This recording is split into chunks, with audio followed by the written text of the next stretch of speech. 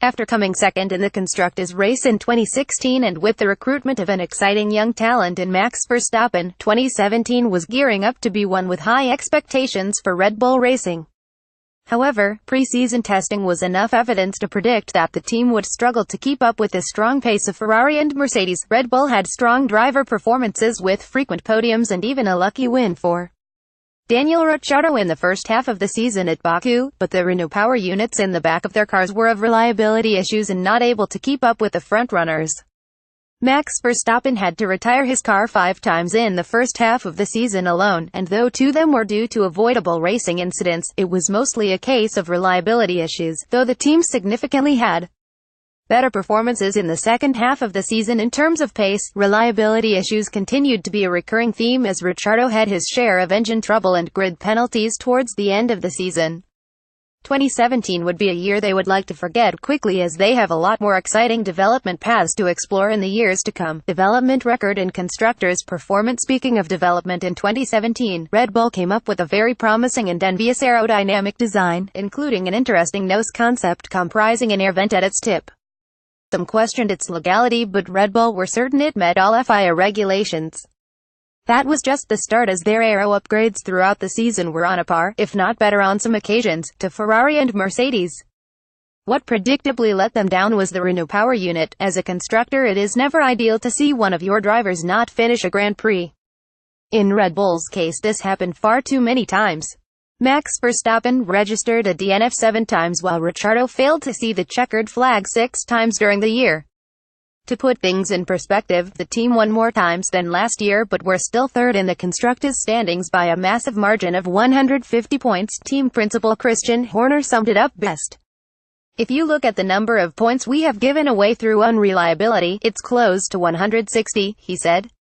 Engine reliability has hit us really hard. Beyond reliability, pace was also always an issue for the team, especially during qualifying when Renault was just not able to keep up with the engine modes that Ferrari and Mercedes brought for a flying lap.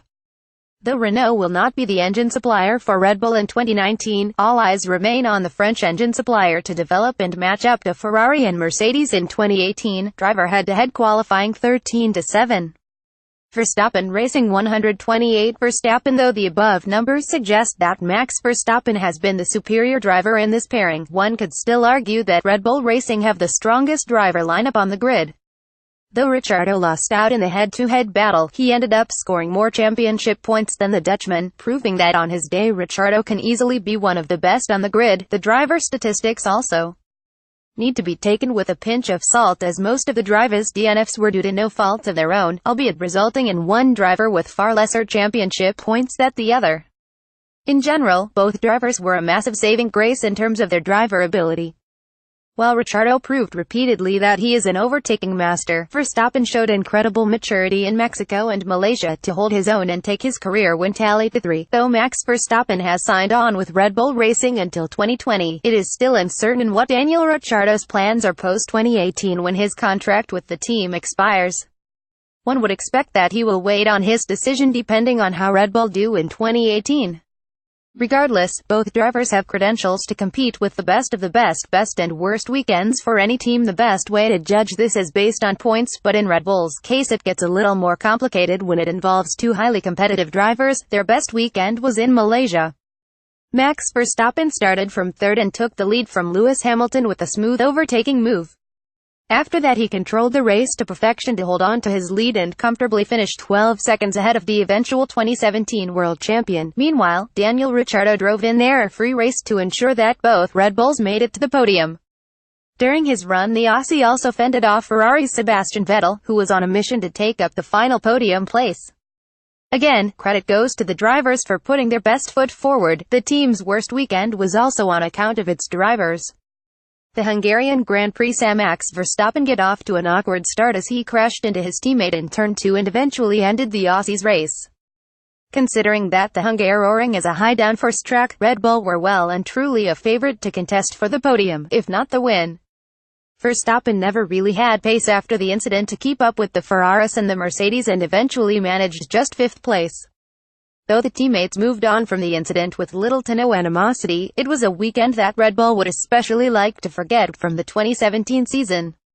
Looking to 2018, it was announced in late September that Aston Martin would become a Red Bull title sponsor for 2018. The technical partnership would also see a new, advanced performance center being established at Red Bull Racing's campus, enabling a closer working relationship between the two parties on both F1 and road car technology. This was by far the most exciting piece of news to come out of the Red Bull paddock. The team have struggled in the hybrid era, and their engine partnership with Renault has not been the most fruitful one. Though Renault have promised to make significant upgrades to help Red Bull have a stronger 2018, it will be more interesting to see how the Aston Martin and Red Bull relationship develops over the next few years. Red Bull have all the ingredients to come out strong in 2018. It will all be down to Renault to supply them with a reliable and strong power unit that can challenge the Mercedes and Ferrari. For Red Bull's sake, this will be crucial, especially with McLaren having signed on to Renault to have a better performance in 2018. Regardless of how they do, Red Bull have been and will always remain one of the most exciting teams to out for on the F1 grid. How do you think Red Bull Racing will do in 2018? Comment below. Want to share your opinion? Why not write for us? Previous post, next post, next.